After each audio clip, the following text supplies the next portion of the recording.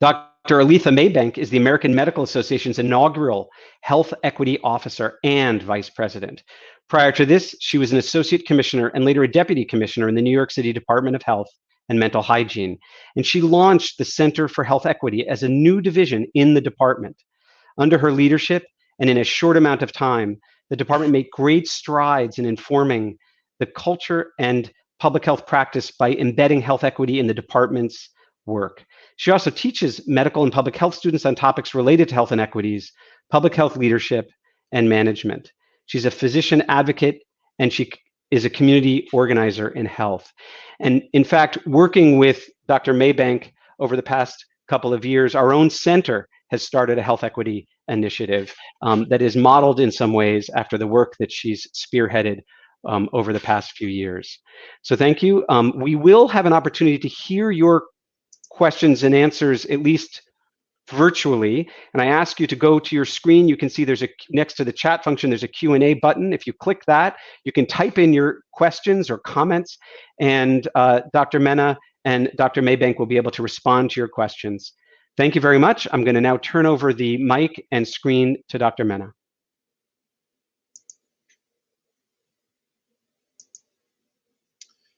Well, good morning. Thank you, Dr. Merwin, for the introduction. I would like to thank the scientific committee for the invitation to present in this racism panel on the impact of racism and discrimination in promoting STDs and impeding sexual health. This is an overview of my presentation today. I will start by defining basic concepts, discuss STD racial disparities in the US, go over some of the social forces that drive STD rates in the US, and finish with a call to address racism and discrimination as the most relevant root cause of the observed STD disparities in our nation. Let's start with some definitions.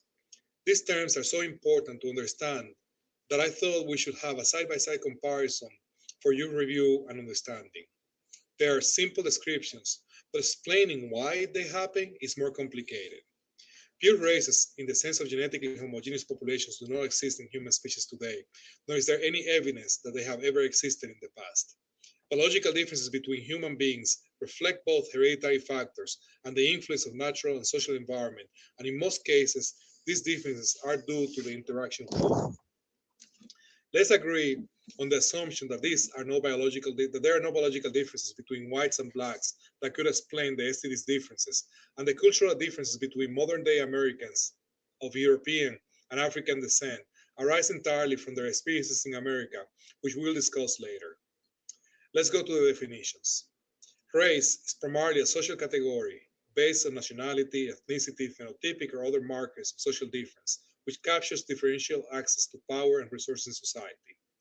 Power is having legitimate access to systems sanctioned by the authority of the state, and discrimination is unfair or prejudicial treatment of people or groups based on characteristics such as race, gender, age, or sexual orientation. Racism is an organized social system in which the dominant racial group, based on an ideology of inferiority, categorizes and ranks people into social groups called races, and uses its power to devalue, disempower, and differentially allocate value, societal resources, and opportunities to groups defined as inferior. Health disparities are differences in the incidence and prevalence of health conditions and health status between groups based on race, ethnicity, socioeconomic status, social orientation, gender, disability status, geographic location, or a combination of these. In a race-conscious society as the United States, race is a predictor for socioeconomic status, culture, and genes, and at the same time captures the social classification. In the US, two patterns emerge of how race may have an impact in health. Racial groups with a long history characterized by economic exploitation, social stigmatization, and geographic marginalization have markedly elevated levels of poor health outcomes. Blacks or African Americans, American Indians, and Alaskan Natives, and Native Hawaiians and other Pacific Islanders are in this group. Immigrant groups tend to have better health than the US average, but their health tends to worsen over time and across subsequent generations. For this presentation, I will focus on the experiences of African Americans. STD's racial disparities in the US are the result of historical and contemporary forces that create a legacy of racism and discrimination. More than other regions in the country, The South was defined by slavery and extremely hierarchical relationships between whites and blacks. After emancipation, the former slaves obtained land of their own or became sharecroppers. Agricultural policies and mechanization of farming pushed back black farmer workers to migrate to the central towns of their respective counties. There, they encountered segregationist housing policies that relegated them to neighborhoods lacking the amenities of the white neighborhoods, such as plumbing and waste collection, and confronting other forms of discrimination, such as barriers to voting and a lack of training for jobs requiring skilled labor. Migration into the rural towns was followed by black migration in search of jobs to the industrial north.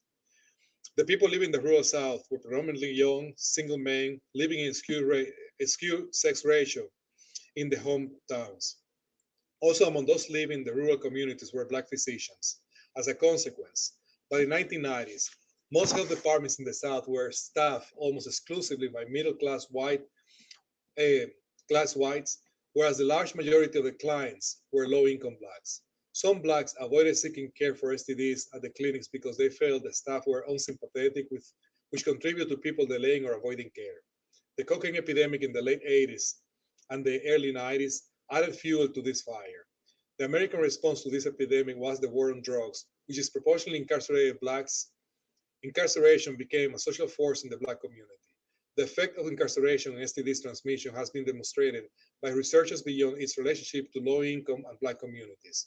We can see how at each step since the 13th Amendment, policies aiming to improve the conditions of black in this country, sitting inside of green box, have been undermined by efforts to limit their implementation and reach. The most striking feature of the rates of chlamydia, gonorrhea, and syphilis in the United States are the historical disparities in rates by race. As of 2018, the rates of reported chlamydia, gonorrhea, and syphilis for black females and black males were many times higher than those for white males and females. These maps show rates of reported cases by county of each one of these diseases. We can see in these maps a pattern of darker shaded clusters indicating higher rates of these STDs in the Southeast that is very similar to what we have seen with other two contemporary epidemics in disproportionately affected black populations such as HIV and this year COVID-19. This last map shows the estimated population of slaves by county in 1860 with a pattern that very easily overlapped not only with these STDs, but also with many of the health disparities observed in our country. Today, long-standing inequities caused by racism and discrimination impacting overall health are pervasive. We can see critical racial differences in food and housing insecurity, wealth, education, and mass incarceration. There are many mechanisms by which racism can affect health, and there is a growing empirical evidence linking self-reported experiences of discrimination to health. Institutional discrimination can restrict socioeconomic attainment and group differences in socioeconomic status and health. Segregation can create pathogenic residential conditions. Discrimination can lead to reduced access to desirable goods and services. Internalized racism can adversely affect health. Racism can create conditions that increase exposure to traditional stressors, and experiences of discrimination may be neglected as psychosocial stressors. Decades of research identify community-level factors impacting rates of STDs: race, poverty, urbanicity, female-headed household, violent crime, male-to-female ratio, unemployment, local expenditure for education, residential segregation, black-white income gaps, neighborhood physical deterioration and density of liquor stores, and social capital are among the most prominent. While researchers describe several types of racism, for the purpose of this presentation, I will focus on structural or institutional racism as perhaps the most important way through which racism affects health. It is defined as the process of racism that are embedded in laws, policies, and practices of society, and institutions that provide advantages to racial groups deemed as superior, while differentially oppressing, disadvantaging, and otherwise neglecting racial groups viewed as inferior. I will highlight evidence of institutional racism impacting STD rates of Black communities. Research on structural racism has been limited by a lack of availability of data on structural levels, and ecological analyses are limited in capturing the underlying processes. Racism is, at least in part, responsible for the fact that African Americans, since arriving as slaves, have had the worst health care, the worst health status, and the worst health outcomes of any racial or ethnic group in the US. Residential segregation is a place-based example of institutional discrimination that has pervasive adverse effects on health. Racial residential segregation is a fundamental cause of racial disparities in health. Despite the absence of supportive legal statutes, the degree of residential segregation remains extremely high for African Americans in the United States. Decades of research have demonstrated evidence that suggests that segregation is a primary cause of racial differences in socioeconomic status by determining access to education and employment opportunities. Socioeconomic status, in turn, remains a fundamental cause of racial differences in health. Residential segregation can affect health in many ways. Segregation determines quality of education and employment opportunities. Segregation can create pathogenic neighborhoods and housing conditions. Conditions linked to segregation can constrain the practice of health behaviors and encourage unhealthy ones. Segregation can adversely affect access to high-quality medical care, and segregation can affect the placement of health care and social services. We can recognize how, with the recent COVID-19 pandemic, this has been a key factor affecting racial and ethnic minorities communities from accessing COVID-19 testing services. There are key racial differences in residential environment in the US. In the 171 largest cities in the US, there is not even one city where whites live in ecological equality to blacks in terms of poverty rates or rates of single-parent household.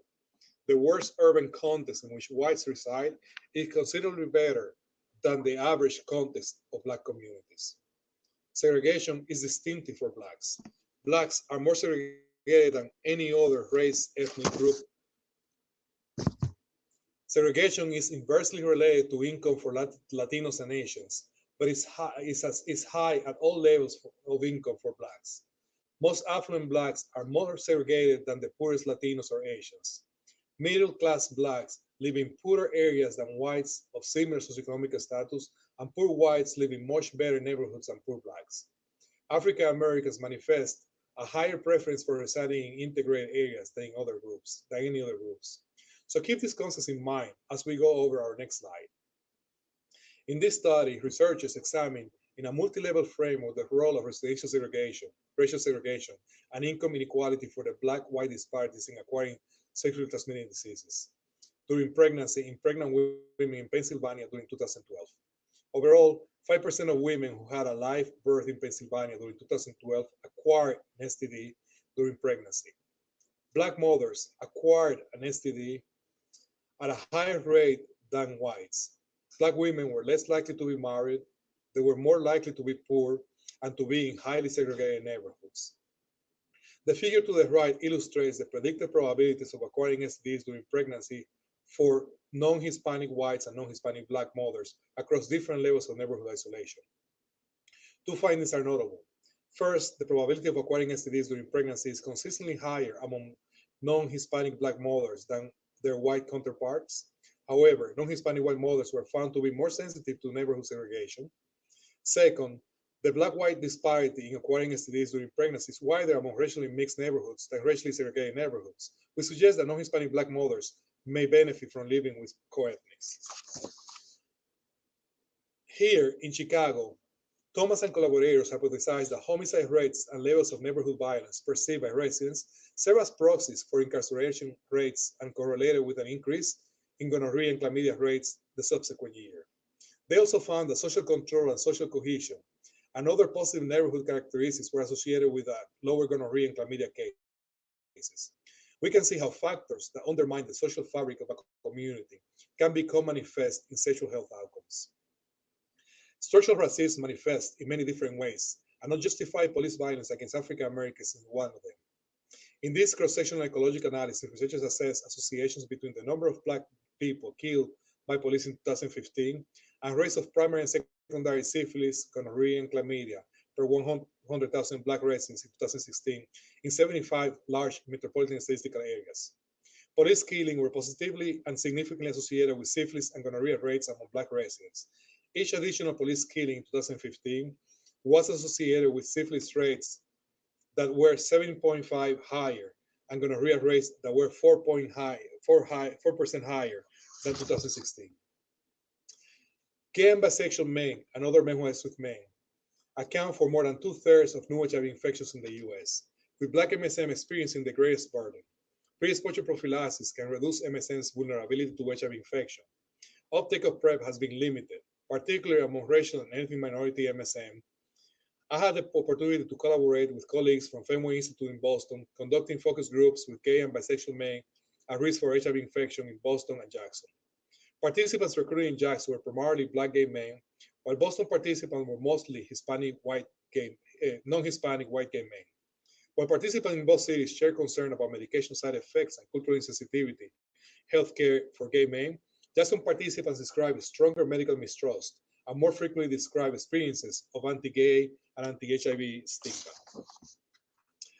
These are data of a study that we conducted in Jackson, Mississippi to understand the impact of homophobia and racism on comfort receiving PrEP at various locations among Black MSM in Jackson, Mississippi, to determine how to best serve those unreached. Participants were more comfortable receiving PrEP, were older, and more motivated to take PrEP. But overall, they were very comfortable at the academic health center, at community-based organizations, and even if PrEP was offered at a health clinic or at the gym or in a mobile clinic. But when stratified by level of experience homophobia and racism, those with greater experience homophobia were less comfortable receiving PrEP at academically affiliated clinics, community health organizations, and STI HIV testing clinics, while those with greater experience of racism were more comfortable receiving PrEP via telehealth with medication sent by mail. This data suggests that young Black MSM facing racial discrimination and stigma due to sexual orientation could benefit from more private models of PrEP delivery. One way to improve the experience of Black men and women when accessing STD's health services is by training our healthcare professional workforce. Diana Burgos proposed this framework that outlines strategies and skills which can be taught to healthcare providers to prevent unconscious racial attitudes and stereotypes from negatively influencing the course and outcomes of clinical encounters. These strategies and skills are designed to counteract unconscious prejudice and stereotypes through individuation, which calls for providers to focus on the individual attributes of the patient. The premise is that with adequate motivation, cognitive resources, and efforts, people can learn to focus on the unique qualities of individuals rather than the group they belong to, in informing impressions and behaviors. Even automatically activated prejudices and stereotypes can be inhibited when people are perceived more in terms of their particular qualities versus primarily as members of social categories. Some of you may have received a copy of this letter, while the rest of us read it in the news. Just 2 weeks ago, the federal government banned diversity training, claiming it was anti-American propaganda, in a time when the Black Lives Matter movement, the disparities observed with the COVID pandemic, and other important and tragic events of the last several months have raised awareness of the importance of eliminating the racial bias that exists in our institutions. It's like 2 steps forward, 1 step back. As we recognize how underneath STD's racial disparities, there are different sets of rules and opportunities for different people. We need to think how we can make sure that opportunities, especially the opportunities to participate in policy decisions and access to power, resources, and exposure will be the same for every person that lives in our country. If we want to have lasting change, we have to address systemic problems and dismantle the structures that support racism, expand healthcare coverage and access, deconstruct systems that contribute to health inequities, and address the social determinants of health. Vulnerable communities need to be supported by well-functioning networks of agencies that find synergies in their mandates and share resources to the benefit of their clients, and allow the community to develop innovative programs that not only prevent STDs, but enhance the community in other ways. One example would be a program that provides jobs for people released from prison, may prevent crime and prison recidivism, as well as STDs.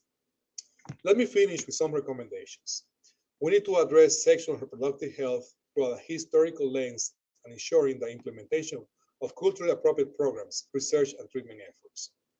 Social and epidemiologic research needs to inform strategies to address the root cause of STD disparities in the US. A multi-level intervention approaches should address the interrelated mechanisms and critical leverage points through which racism operates. Advancing the well-being of the community requires coordination and collaboration among agencies that share an interest in sexual health or that serve the populations affected by STDs. Everyone involved in public health should engage in addressing racial inequities and structural racism because leadership really matters. I close my presentation today with a quote by Edmund Burke, immortalized by JFK. The only thing necessary for the triumph of evil is for good men and women to do nothing. I would like to acknowledge the contributions to this presentation of Jeff Crowley, Wayne Duffos, Juanice Taylor, and Marino Brooks. Thank you for joining me today.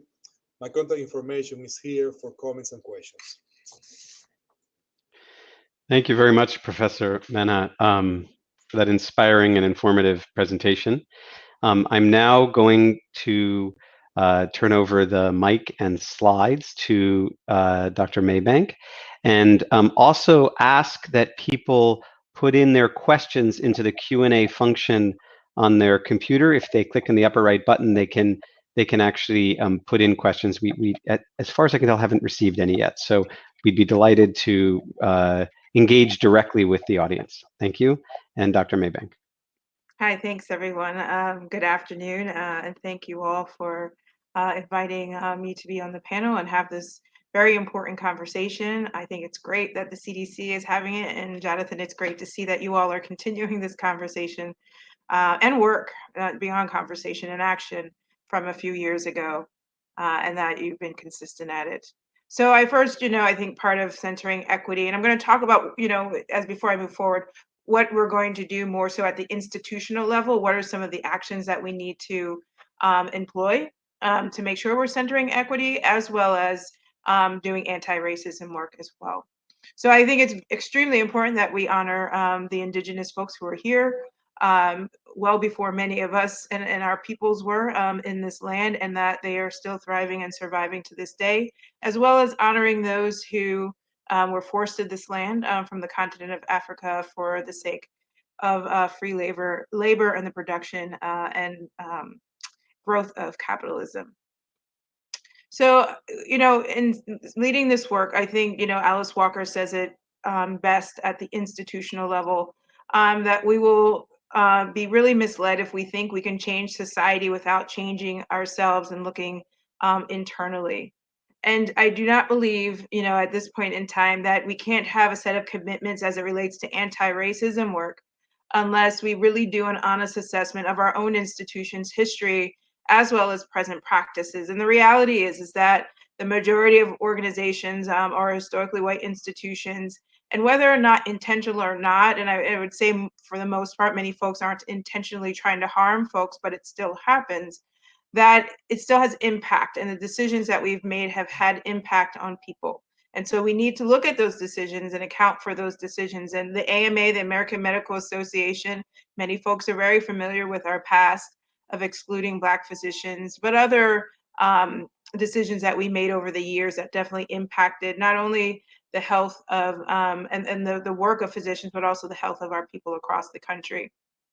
We did issue an apology in 2008 to the National Medical Association, which was started in the early 1900s because Black physicians were excluded, and recognized that in 2008, Ron Davis, that this was only to be the very beginning of our step and really our work in that direction.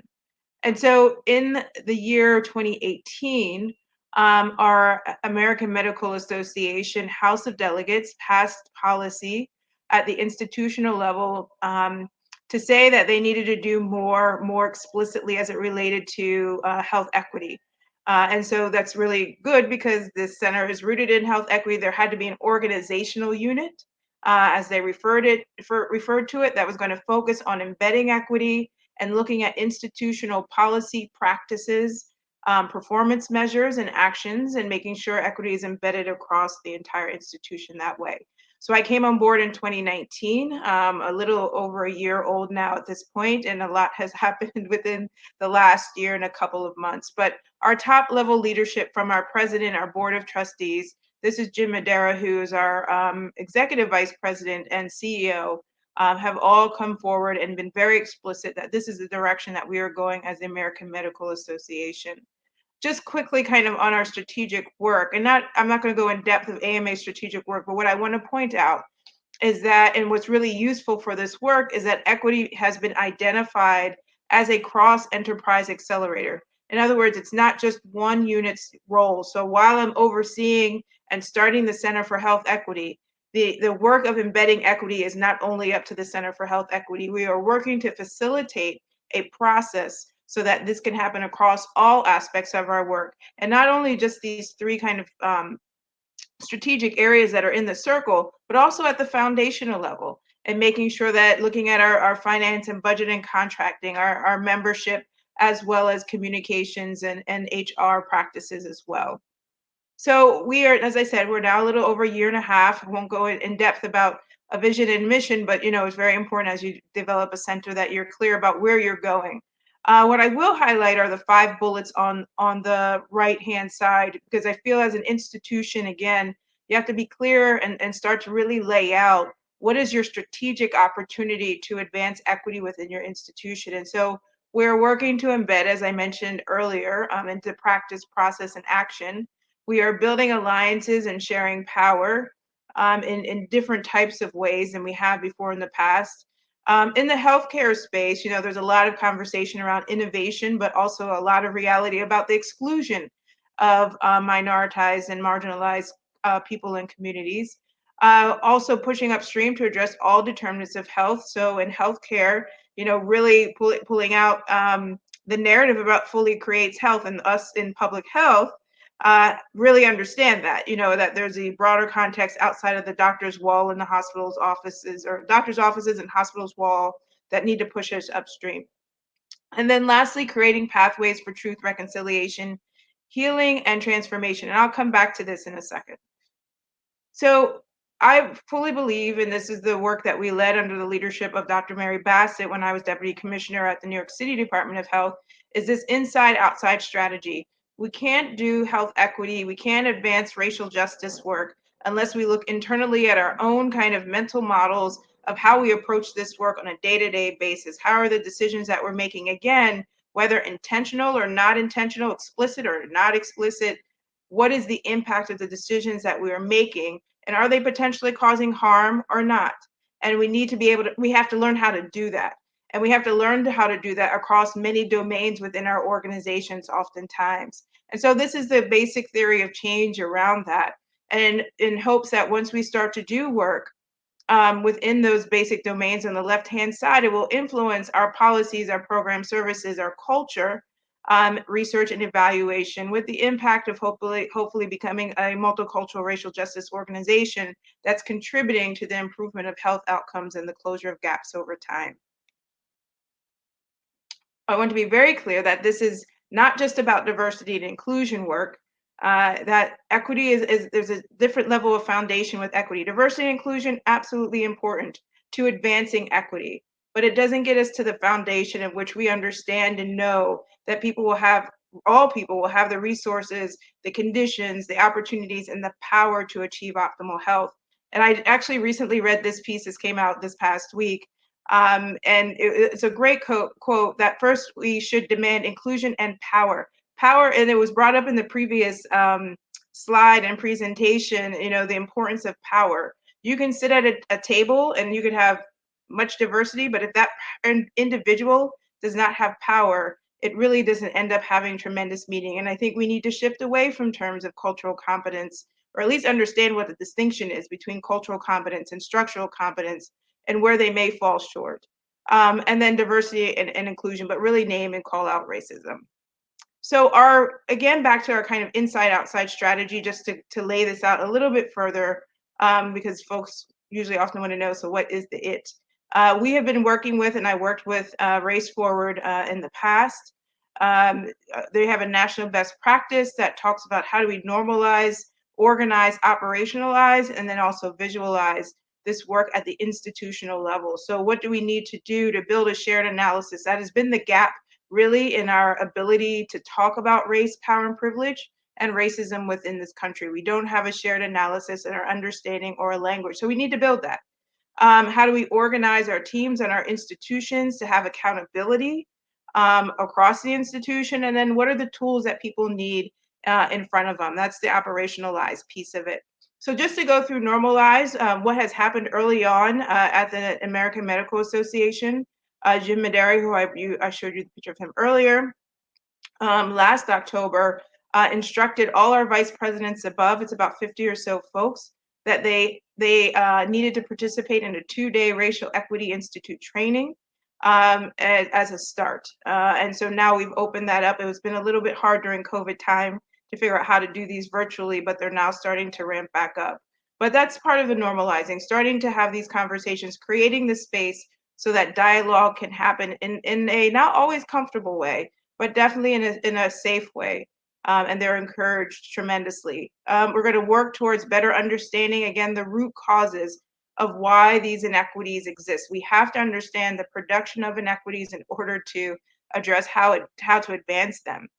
And part of the root cause is the point of this presentation is also recognizing the context of white supremacy that was in the previous slide, but then also the system of racism that structures opportunity. And I think that's what's really important, is that it structures opportunity and it assigns value based on race at a hierarchy, and stating that white is supreme. And there are 4 levels that were already discussed in the previous slide. And the reality is that this has been part of this country, this land, from the very beginning. And so it's so embedded to the point where it has become in many ways so invisible. And I think definitely as of late has become more visible, fortunately, for many people across this country, and hopefully creating more organizing around it. Again, this is just a slide of just saying we need to understand in our institutions the production of health inequities at the very kind of micro level in order to start to address them. And so those are kind of the technical components of the work. And I'll talk some more about some of the technical components. But I think it's really important to remember that this isn't all technical. This is value driven. At the end of this is about people's lives. And I think this quote to me really sums it up. But all of our phrasing, race relations, race chasm, racial justice, racial profiling, white privilege, even white supremacy, serves to obscure that racism is a visceral experience. And this slide deck will be available that you can read the rest of the slide. But the whole point of it is that we in public health, science, very important in terms of graphs, charts, data. But we have to remember that this is contributing to violence upon people's body at the end of the day. We have to work to challenge our dominant narratives that exist in society that tend to obscure power and responsibility in order to do this work. So again, we can do the technical components, but we need to understand how these narratives show up and totally undermine health equity in the long run. And here are some of these narratives, and we hear this all the time, in our news, and we hear it actually in our work. I've been in the public health space, I've been in the healthcare space. Both spaces have these narratives, and they're put forward quite often. And so we have to challenge that, and challenge these narratives and how they prevent us from actually advancing health equity over time. We have to challenge our power and privilege clearly as it relates to race, but also even as large institutions. CDC is a large, powerful institution in this country still. The AMA is a large, powerful institution, and with that comes privilege, and with that comes responsibility to recognize that power can cause harm, may have caused harm, probably has caused harm at some point in time, and we have to figure out what to do about it. We have to understand our biases and our blind spots. And I always encourage people to kind of reframe outside of, or in addition to, kind of the demographic descriptions of how we tend to refer to ourselves in terms of race, gender, sexual orientation. Extremely critical, important. But in order to really address the isms and the kind of these structural and social injustices, we have to look at the systems of sexism, racism, class exploitation, etc. And then I feel what's really important is that we need to center the voices of those who are experiencing the injustice themselves. So public health has definitely taken this on in many communities across the country. I think it's well understood. We started a series during this COVID time of listening to voices of physicians across the country who don't oftentimes get heard from, and kind of just to hear their experience and see how that can inform our work as the AMA and medicine, as we move forward. Also now, so I talked about normalize. So now looking at organize, what is the accountability? This is the absolute critical part from my perspective. of doing this work. You have to have accountability at all levels of the institution, from the top level leadership the whole way to all other aspects of the institution as well. So this is a confusing graph somewhat of how we're laying out in our organization what accountability looks like. But what it's saying is that there's senior management that is engaged, and there's a work group that's representative of all kind of our divisions across the organization that are coming together in order to plan for advancing and embedding equity at the organization. And this is an example of a tool that we created and really an accountability measure. So most organizations have tasks and standards, they call them, or performance measures. And so this is explicitly stating that all employees need to include health equity work in their objectives and their standards, and that performance factors included in one's APEX must have and support health equity efforts. So it's quite clear to all staff that they have to participate at varying levels, whether it's 10% of their time or 5% of their time, to health equity efforts. And I think that's absolutely critical to do this work. And then operationalizing, again, what are the tools that people need in front of them? What are the challenging questions? And this is really the critical question. How do we ensure our efforts in innovation do not discriminate, exacerbate inequities, exclude, deny care, or cause harm? And so this is from the Racial Equity Toolkit by the Government Alliance for Race and Ethnicity, which is online that you can check out as well. Another way that this has been operationalized for me, so many of you know, I'm hoping that the 10 essential services were revised and actually were launched last week. And so it's a wonderful collaboration with many folks at the table. I had the opportunity to be a part of the task force for this revision. And the greatest, I think, revision, and this was really called upon and asked by many people across the country, was centering equity. So they literally centered equity, as you can see here, within the new kind of framework, but they also were very explicit in the language related to it, and that they named structural racism, gender discrimination, and other forms of oppression, and its cause and its link to health inequities, and that our public health work really needs to focus on that and center equity. We've also kind of operationalized centering equity through some of our partnerships that we have in Chicago, where headquarters is for AMA, is through Westside United Partnerships. Many of you are involved in kind of community-driven efforts in which there are public health departments, community-based organizations. This one uniquely, because of this infrastructure, and that I'm sure many of you, again, are involved in many parts, we're able to respond very quickly to COVID and set up racial equity rapid response teams because this infrastructure was in place. So I refer to it almost as a way to kind of have emergency preparedness, that these community collaborations are really creating that. And so just to think about as we move forward. And so as I start to close out, we as the AMA issued a statement after the public murder of George Floyd, that we were going to, that racism is a public health issue and a public health threat. And that, we were going to work to dismantle racist and discriminatory practices all across healthcare. This was actually just released September 3rd. Racism is a public health crisis. I highly recommend folks to check it out.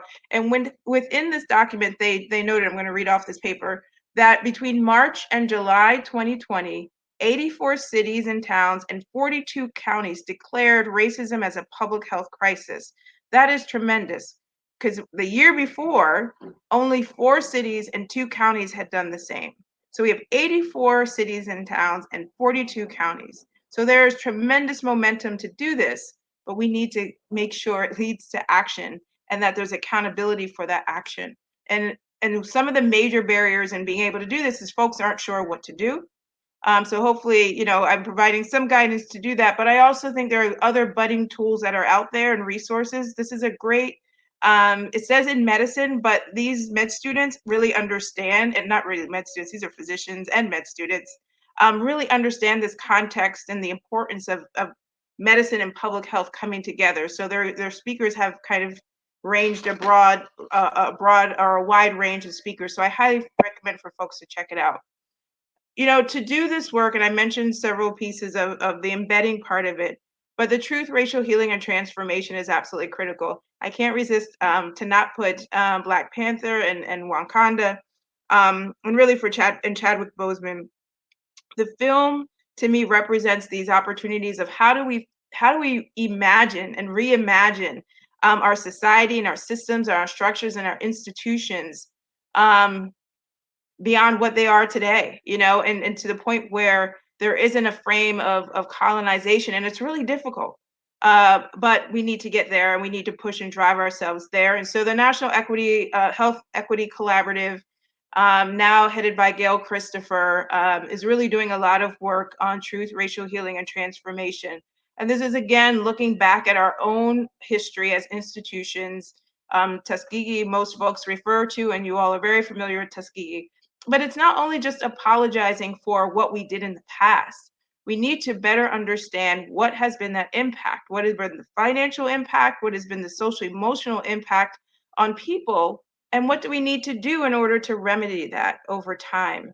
And I don't know if it's over time or in a quick time, but we need to get more specific than just apologies, naming. And we have to figure out what's the action to remedy it. Excuse me. And then lastly, I'm just going to end with this quote, because it's again from the article that I read earlier. As with any movement to change an unjust system, it is about uniting in order to disrupt the system that creates these health inequities. We will not decolonize public health only by naming it and debunking diversity and inclusion rhetoric. Disruption is our public health intervention. Thank you. Thank you very much for that eloquent and informative presentation, Dr. Maybank. I will again encourage people to keep putting in questions. We have some great ones already in our Q&A section, and I just wanted to start off with one question for you two. You've both highlighted the driving factors of these underlying systemic issues of racism and homophobia that are the foundational reasons and the social determinants that have caused these problems. Many of the people in the audience work in STDs and think about it from that perspective. I'm in a program, I'm providing care to individuals, and sometimes policy changes at the city or state level. From your perspective, can you think of any of like the top one or two policy changes or practices that you would recommend for people in the STD arena, or potentially to influence outside of the STD arena, that would end up reducing syphilis, gonorrhea, and chlamydia in the communities in which we live and work? Deep question. Go ahead. I can start. I think if I think about one, a policy decision that may have a tremendous impact, I would say universal health care. I mean, I think that's an easy one, because we know that access to care, is important, and that while there is a network of public health clinics throughout this country, right, that provide a safety net, for those populations that seem to be the most vulnerable. We also know that in general, historically, this network of public health clinics are really, not a place where people really is looking forward to go. They go because they have to go. So I think that's the one thing that comes to mind. Yes, and I would absolutely agree with that. I think universal healthcare, but I also think just a framing of that health is a human right. We don't really have that as a policy or a central tenet within this country either. And then all the upstream kind of opportunities as it relates to education and potentially no-cost education or affordable housing, anything around kind of jobs and guarantees around that and income. I think COVID really highlights our dire need to have better policies around employment, and then also just paid leave overall are other policies at the upstream level that are critical. Mm-hmm. Thank you. And then one of our first questions was from Alejandra Ugarte Torres, who wrote, "What interventions have you found more useful to change implicit bias as a starting point to address racism among healthcare providers and institutions?" Yeah, for us, I would say there are two things.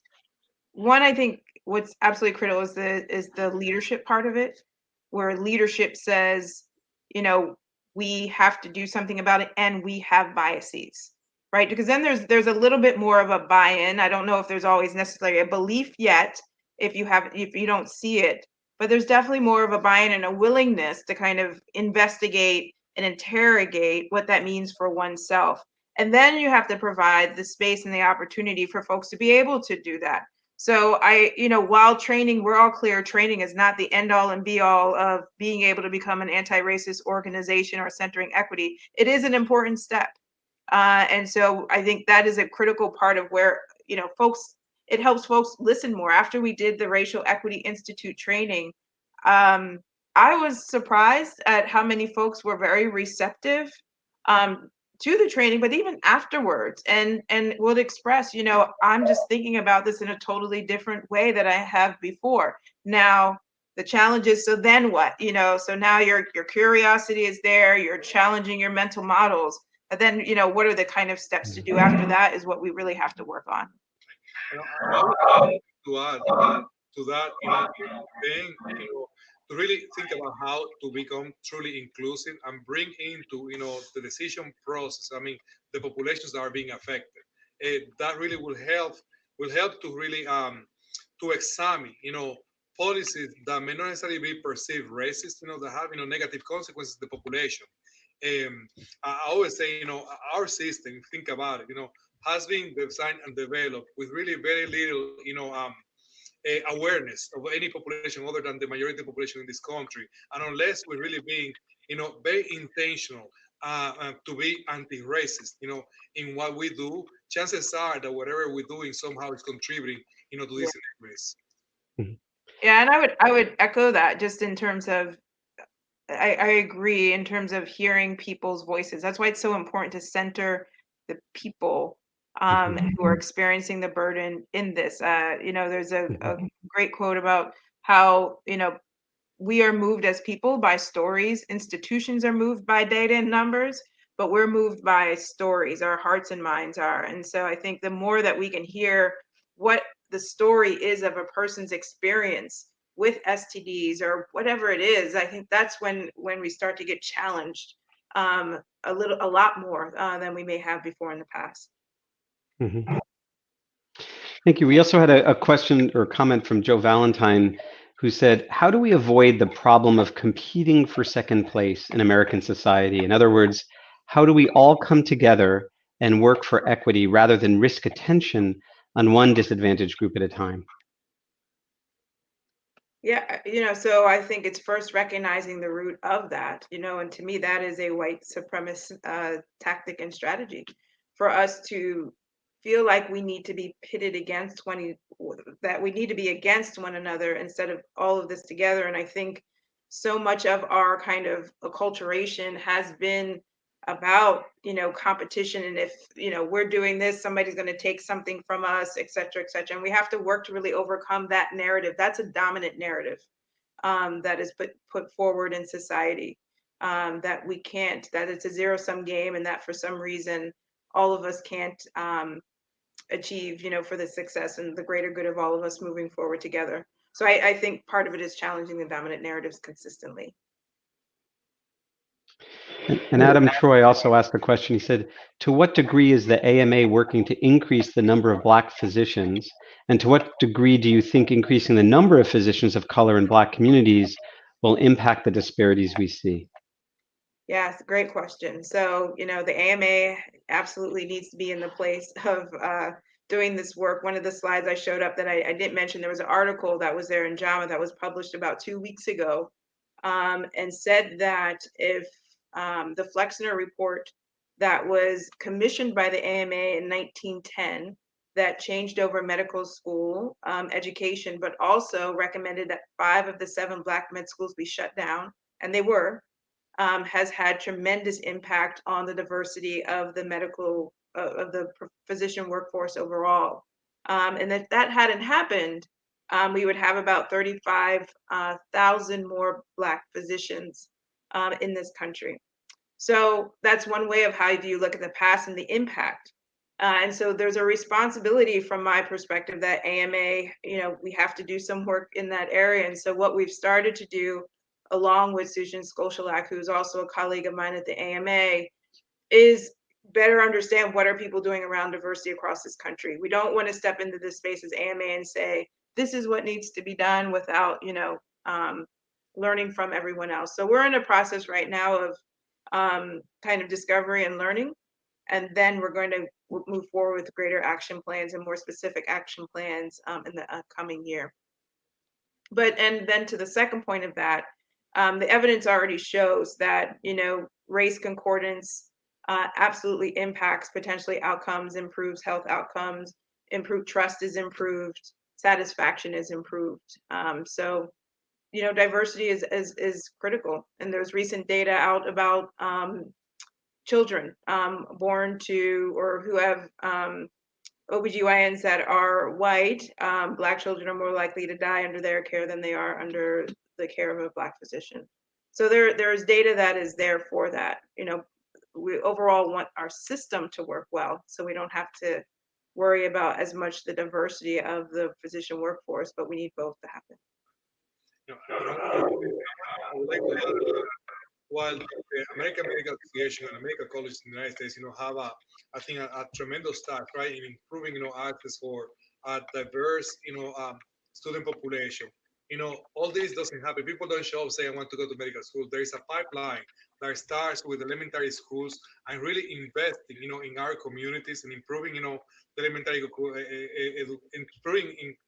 improving K to 12 education, in our communities and supporting, those racial ethnic minorities, graduation rates, throughout the process, so they can actually be, stimulated and go to medical school. Thank you. Another question came from Curtis Patterson. How can people at the table achieve power? We are asking people with power to relinquish their power, and we see this in a political climate, how divided this country is. I can start. I think that is interesting. It's very true, but I think it starts by recognizing that we are all better, right? When everyone is better. And I think that in order to bring everyone up so we all can be better, you have to give up a little bit of the power. That's one of the most challenging things. But I think that's the recognition that we cannot continue doing things the way we have done it is an important first step to bring others to the table traditionally have not had a voice. Yes, I completely agree. That's a great answer. Thanks. Another question from Julia Zigman is, what practices do you recommend health departments adopt to move towards anti-racist and affirmative hiring practices to improve community representation in roles beyond community health workers and volunteers? Yeah, that was a lot of the work that we, led at the New York City Department of Health, or that our HR and admin was very much responsible for. And again, there was top level leadership and accountability by Dr. Mary Bassett. And what she did very early on when she started, she presented data at one of her management meetings to all the managers on and broke down kind of what were the city demographics as it related to race. Then what were the kind of city employee demographic as it related to race, and they lined up pretty well. And then did the health department demographics as it related to race, and that was okay, but then broke it down by managerial level and then non-managerial level. And that's where it kind of all really fell apart at that point in time. And she said in the city like New York, it didn't, with all the public health schools that we have in New York City, we needed to do a better job, and that she was going to hold her leaders accountable to doing that, to making sure that the positions that we have, no matter what division it was, whether it was epi or disease control or environmental or HR, that they had to have a greater level of diversity at the managerial level. And so I think it was every other month or so, we were presented with data.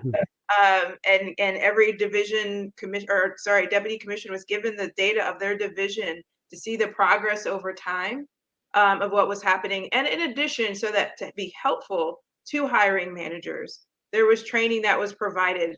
They also partnered with other entities that were focused on diversity kind of hiring per se, and found other ways to recruit people that we weren't tapping into as an institution.